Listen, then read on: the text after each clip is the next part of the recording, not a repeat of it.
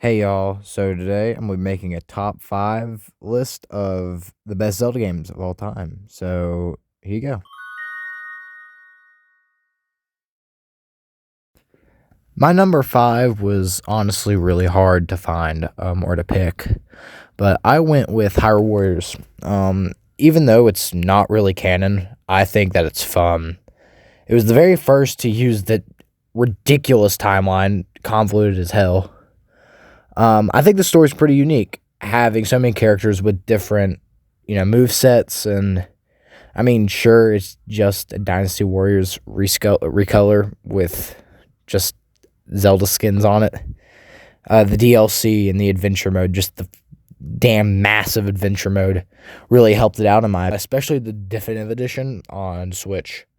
Having all of the characters and like more parts of the adventure mode. Just the first map just took me like 8 hours to complete, and they added like 15 other ones. I have like over 100 hours in the game, and I'm not even halfway through getting all of the collectibles. Compared to the other two, Age of Calamity and Imprisoning War, or Age of Imprisonment, or whatever the hell it's called. Honestly, this one has the most charm. Um, Age of Calamity, the cutscenes are just like really good, but the gameplay is just kind of weak compared to the one on Wii U, compared to just Warriors just in general. Even with Age of Imprisonment, it just never really stuck out to me. I'm playing through it right now. I'm like 15 hours into it. Haven't even died yet. Haven't even lost a single battle. I'm trying to 100% it because just all of the side quests. Because ever since uh, Age of Calamity, it's just been just the little side quests on the map. But yeah, ever since the Wii U shop shut down, I've decided just to go to Definitive Edition for Warriors because it has all of the shit in it. Yeah, this one is definitely the most chaotic out of all of them. I think that's why I like it. But from a number 5 pick, I picked this because it's just pretty nostalgic. I just have really fond memories of playing this back on the Wii U when it first released. The maps are just massive. Why and like the battles take like an hour to complete, like some of the main battles. I do think it's kind of a very odd position in the series, having it next to like Cadence of Hyrule and like Link's crossbow training as like just those little spin-offs that are kind of forgettable. Honestly, this one stuck to me the most. Sure, the cutscenes are kind of crappy, but yeah, it was just very interesting to me, and playing through it for the first time still kind of sticks with me. Very first, experience having all of those enemies on the screen and stuff. But yeah, altogether, that's my number 5 pick for it, and that's it.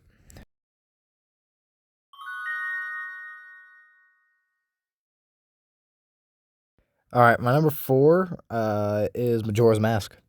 This was also a really hard decision, having all of these games, back to back and trying to list them in order from my favorite to least favorite, or least favorite to most favorite, is just ridiculously hard. But, I think Majora's Mask is kind of the black sheep of the series, honestly. This one and Twilight Princess. I think that the game is way too goddamn creepy for a kid's game. What the hell, Nintendo? You fucking traumatized me with Skull Kid.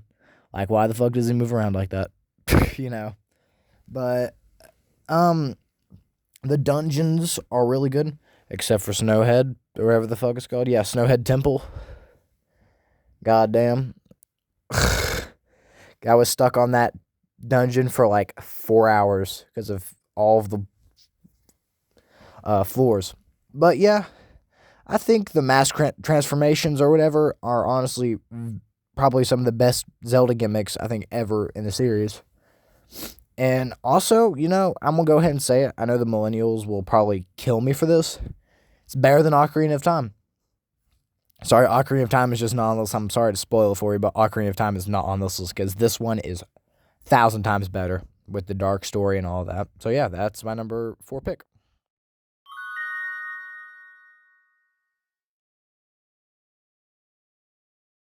All right. Number three, it's Twilight Princess, the other black sheep of the series.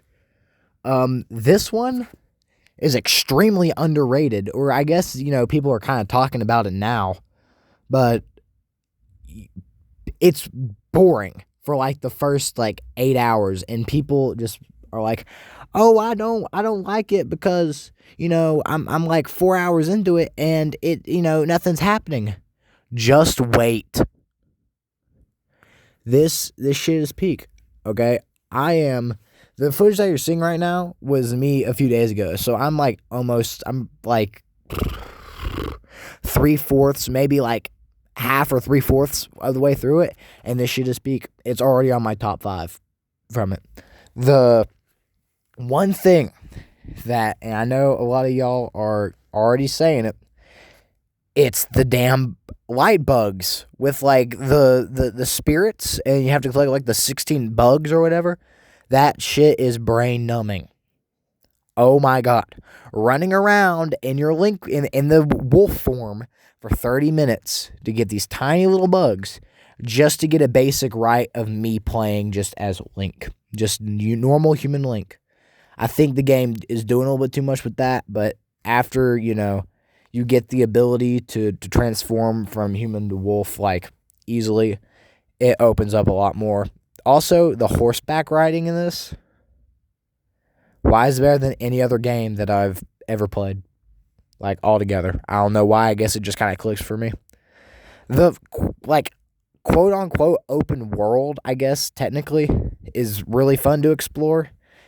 And finding all of like the heart containers, even though this is kind of in every Zelda game, but I didn't really like put the two together. It's kind of giving me a Metroidvania feel for the game. They kind of ruined Zant,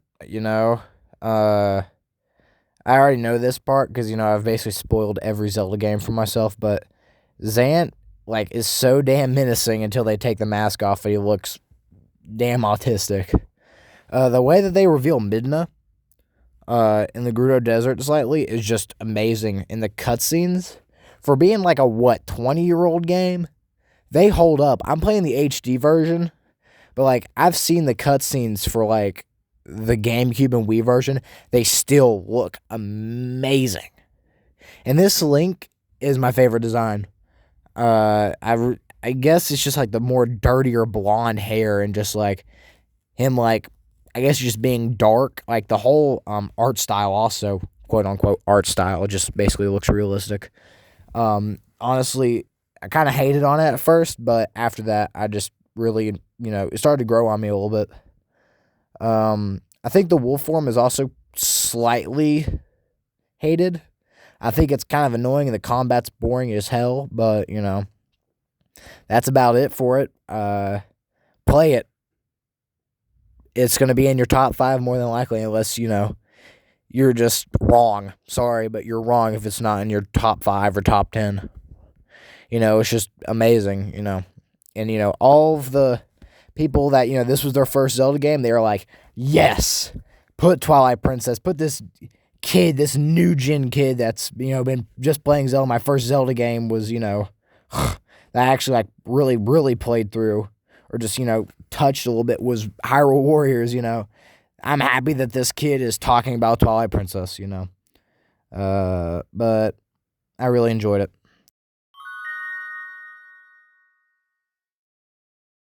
Yeah, I know. Number 2 is Breath of the Wild.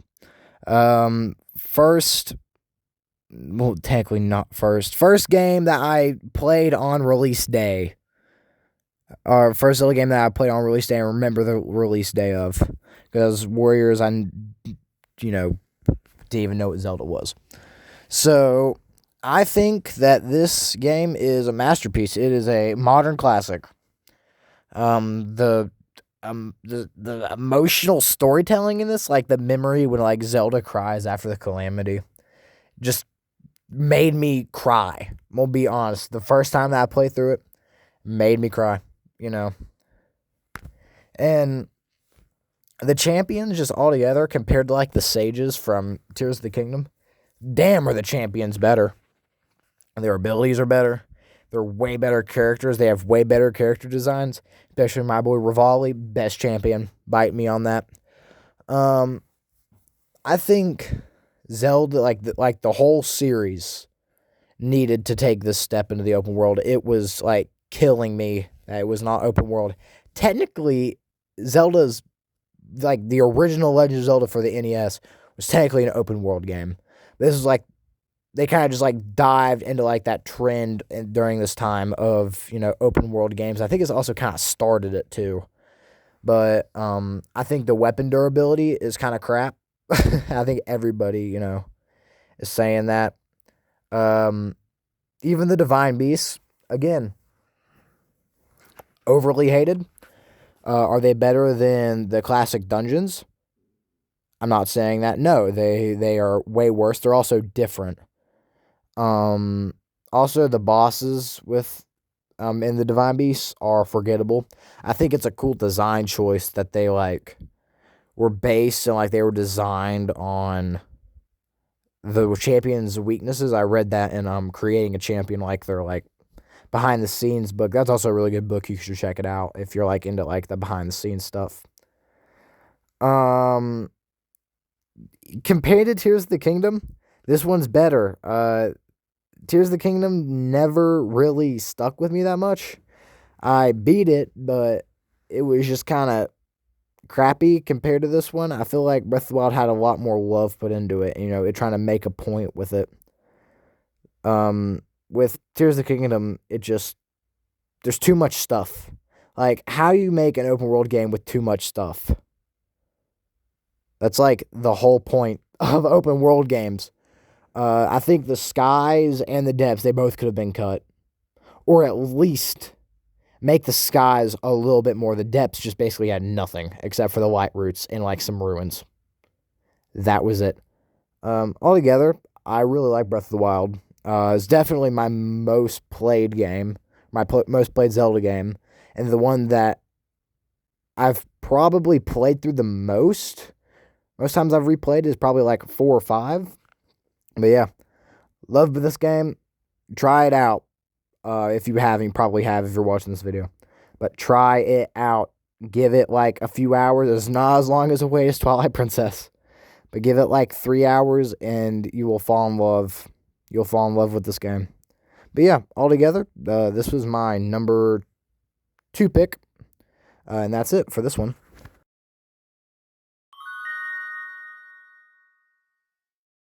My number 1 pick is The Legend of Zelda, The Wind Waker.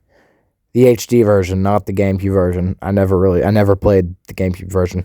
But my God, this game is peak.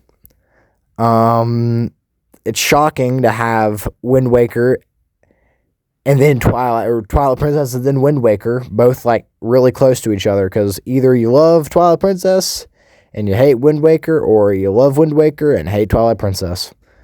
I think this was definitely the first game that I saw. First game that I saw, first Zelda game I saw. Saw my dad playing this back on, I'm pretty sure it was the Wii. I'm pretty sure it was the HD version. The soundtrack, goddamn, is it banger after banger. Sorry, but the song that's playing in the background right now, I hum that shit constantly. Even unironically, I hum that. Just rando. I just do. It just pops in my head. I'm like, all that. I think the sailing is really cool. Once you get the Swift Sail, again, I'm not sure if the GameCube version has a Swift Sail. I'm pretty sure it doesn't. But altogether, I think this game's really good. The Triforce Hunt, really fun. Again, I have some really unpopular opinions about this game. The Twilight Hunt is overhated. It encourages you to explore more of the world that you really wouldn't touch that much. Even the charts with the sunken treasure is really cool.